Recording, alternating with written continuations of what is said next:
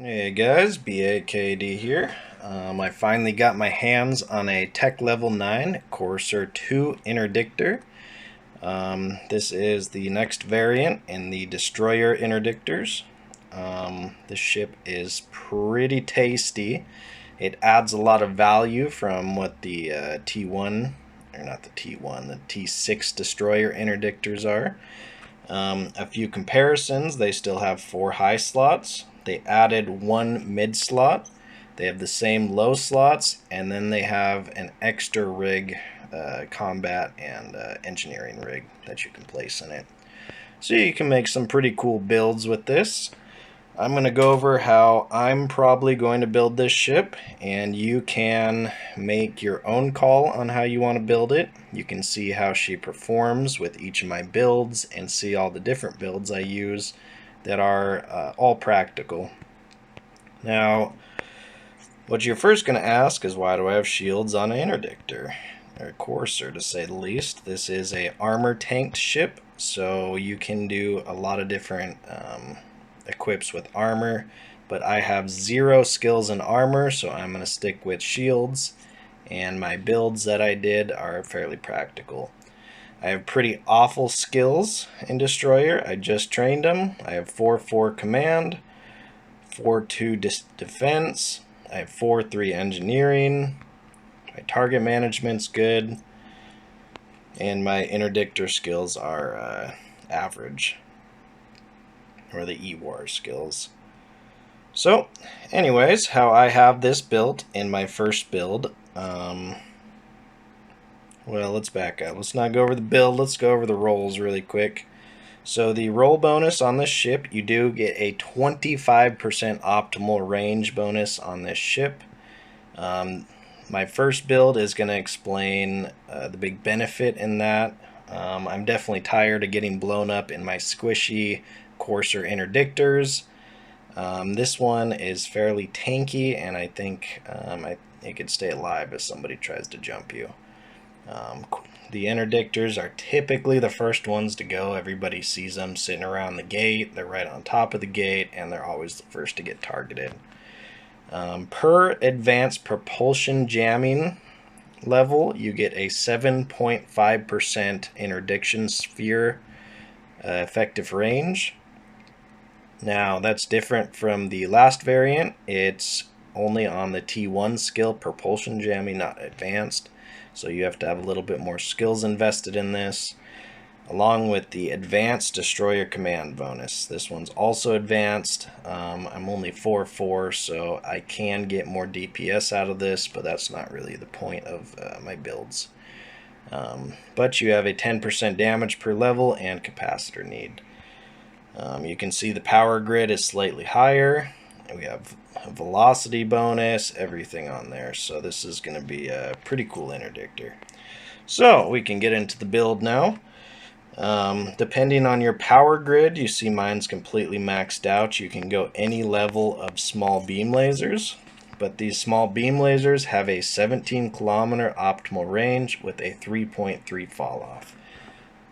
So you can comfortably sit at 17-18 kilometers out of scram and web range, and just basically fire these right onto the person jumping the gate. Now, of course, with an interdictor, you have to have a interdiction sphere launcher. This is how you create the bubbles for gate camps, and people can't warp through, aside from interceptors. The interdiction sphere launchers require fuel, and the fuel of choice I use is plasmoids. They are the most expensive to use, but they have the best gigajoules or power consumption, or whatever you want to call it. You can launch just thousands of bubbles with 2,000 plasmoids. Now, regardless of having an interdiction sphere, you can swap this out for something else. But just in case something speedy comes through, I do want to lock it down completely so it's not right on the edge of the bubble. I can get to it, lock it down with a couple points, and so on. Now, having the extra mid slot, typically I only have a tracking disruptor or a webifier. but I have a tracking disruptor and a missile guidance disruptor. This will help when fighting medium rapid ships.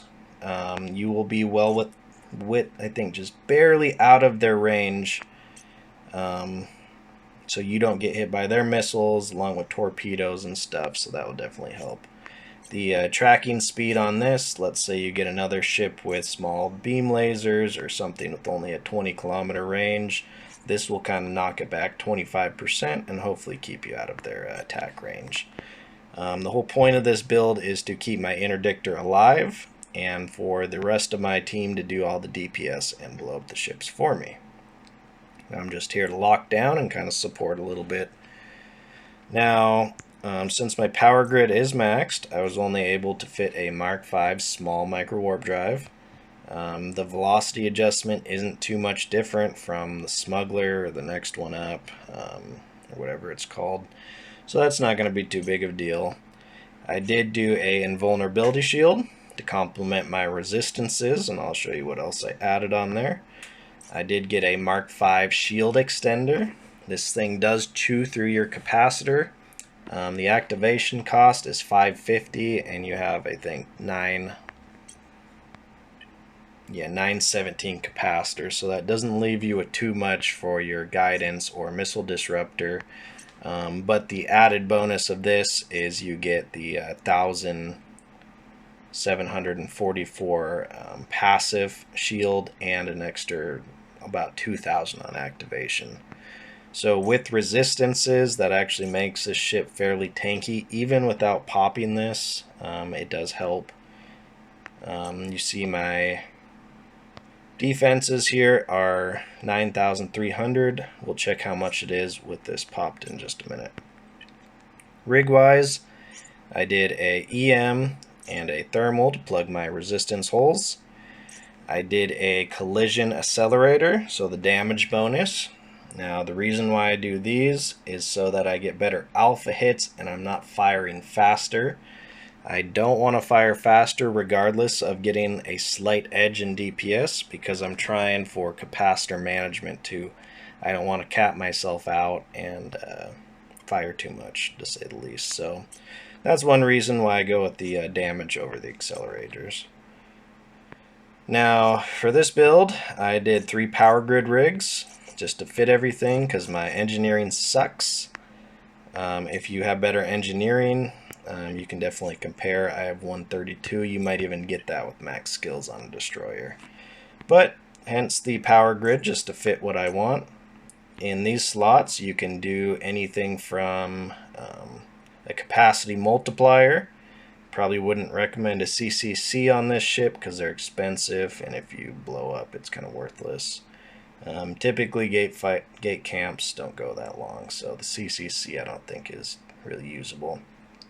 But you could go with the capacity multiplier, a inertia, and a velocity, or even 2 velocities if you're going with the beam lasers because you don't need to orbit that tight. If you do the other variant, pulse lasers here, you definitely want a tighter orbit, and you would go with 1 velocity, 1 inertia, I'd say. Now let's just undock really quick.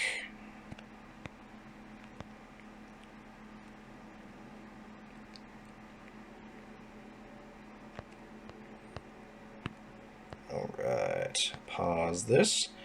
So if we pop this and our shield extender, you see our capacitor goes down to 38%, which chews right through it, but we are almost 12k EHP, which is actually pretty good for a destroyer. Let's see, when we pop that, yeah, it doesn't use, I'm pretty good micro warp drive skills, so we're gaining capacitor fairly quick. But if we check again,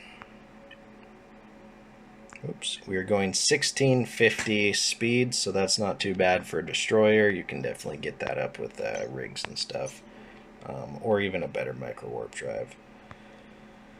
Let's go back to the station real quick.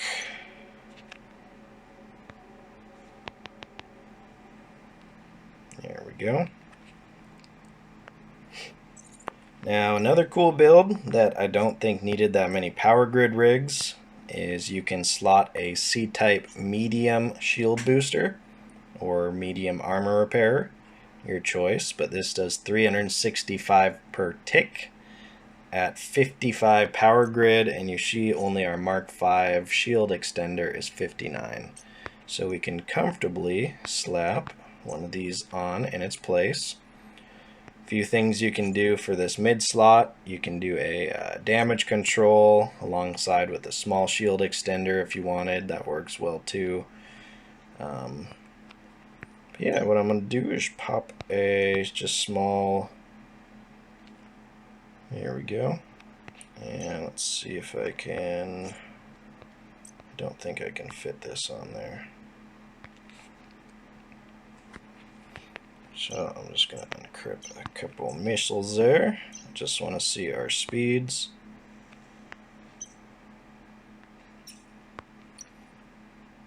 Now, of course, the resistances complements the shield. You can do a capacitor battery because this does chew through your capacitor as well.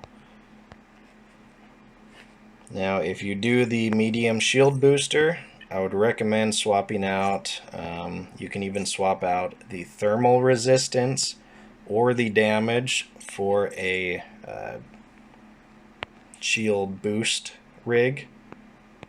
I always forget what they're called. Defensive, I think it's, yep, so a core defense charge economizer, shield boost amount bonus 20%. These are extremely cheap. You can even do the next tier 2 variant there. It's only 1 mil, 25%. So that will help keep you alive for a prolonged time. Let's pop our afterburner. Let's just kind of see what kind of speeds we get with an afterburner. Not very good speeds, so you only go 795 meters a second. That's hardly enough to speed tank, to say the least. Let's just go into here really quick. Yeah, so I probably wouldn't recommend an afterburner. You want to probably stick with your micro warp drive on this one. Especially when you're launching bubbles, you want to get set in that place to launch that bubble sooner.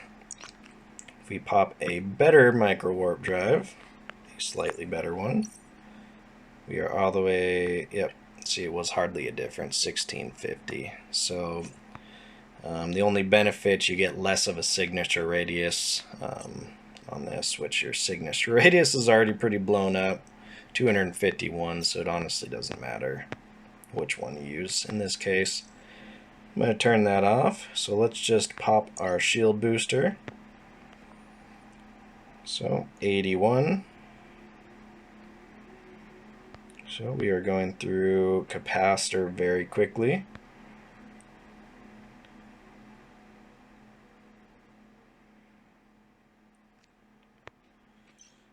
So potentially, I like the extra resistances, to be honest, but potentially you would have to swap out your invulnerability shield for a capacitor battery. That might be the better case there. Alright, let's go back to the station and refit one more time.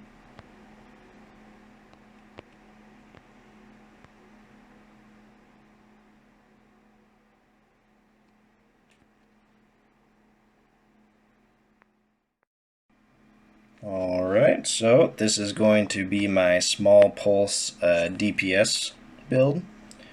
With the added range, you have an 8-kilometer optimal range, a 3.3 fall off, so it's only about 11.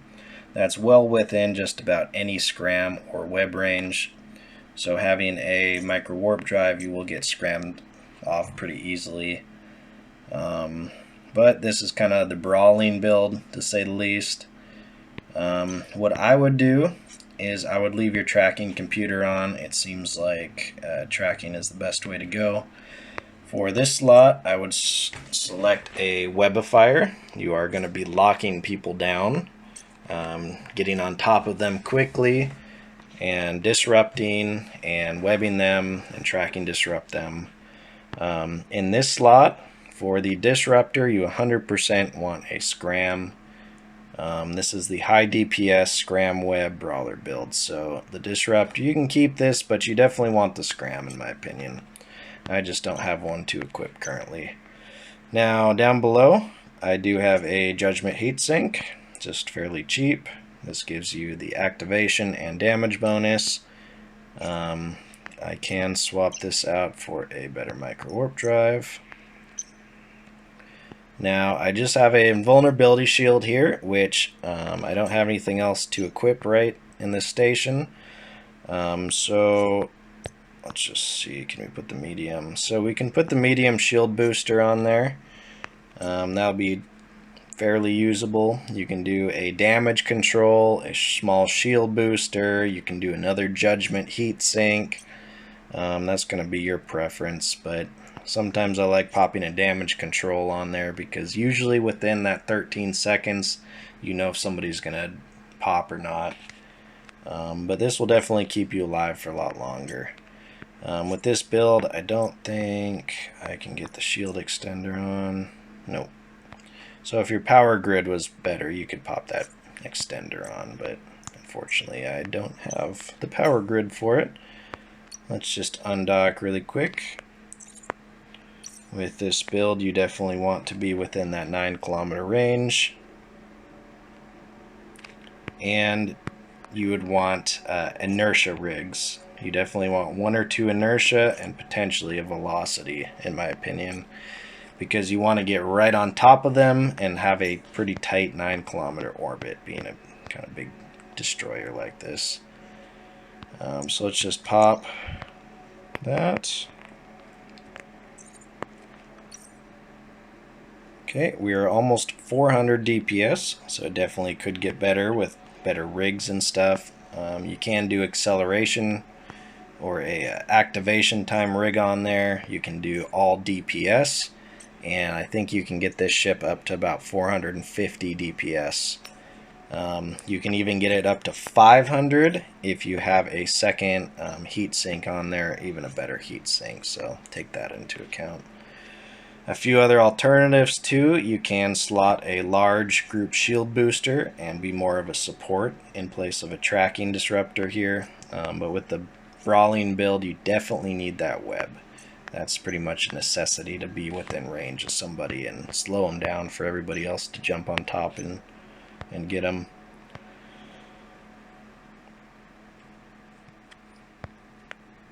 Now what I'm going to do is equip my beam lasers again. I'm not going to use my pulses because this is my preferred build. I'm going to just take it into anomaly and shoot some things really quick. I'll have some PvP for this ship in the following days, but this is kind of just getting that out there so people can start trying this ship out. And of course you can swap any modules, any rigs, how your playstyle is. There's no wrong way to build a ship, especially an interdictor like this. It's really just to be there and bubble stuff, so it doesn't really matter too much about your DPS. You have a supporting fleet typically doing that type of damage for you. What I'm going to do is just pop my medium booster on so I don't die. And I'll see you back in Anomaly. Okay, and here we go. Of course, you want to check your orbit and probably set the auto orbit around 16 to 17 kilometers. I think 16 is about good there. Let's micro warp drive to this ship. Now, hopefully you have somebody that's webbing in your fleet because the small beams do need a little bit of love with the tracking speed and slowing ships down, to say the least. But I'm going about 1200, 1300 in my orbit. Going up, I'm comfortably orbiting at 16, so I could probably even go out to 17. Now, I have him tracking disrupted, just in a real life scenario. Pop this, let's just check our DPS out. 321 isn't too bad.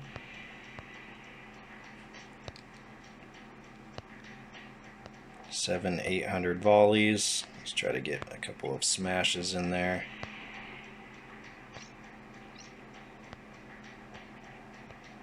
Not too shabby. So our capacitor is draining fairly quick because of my tracking disruptor.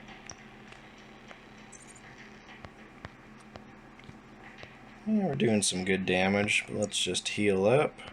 100%. So we can get a few pulses off. Probably have to disable that now. Let's get back out there, lock onto these. Of course, this is only a tier 4 anomaly. I'm not trying to do anything spectacular in this. I'm just trying to show off the orbiting and range of the ship. So our capacitor is going up fairly quick. I think we can leave our micro warp drive on indefinitely, but when we turn our tracking disruptor on, it slowly starts to drain. 300, slightly out of range. That was a bad hit. 260. Let's pop that. Drains about 12% capacitor. So you can't even get nice and close.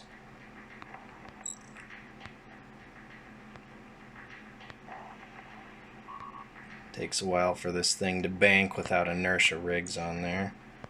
Okay, when we get him webbed, and we still apply damage at a very close range. Cool. Well, I think that's all I have for you on the Coercer II Interdictor. I definitely think this is a kind of nice ship compared to the crappier destroyers we've been getting lately. It actually feels like it's somewhat tanky to me. Completely heals my shield full there with my resistances, so I like it.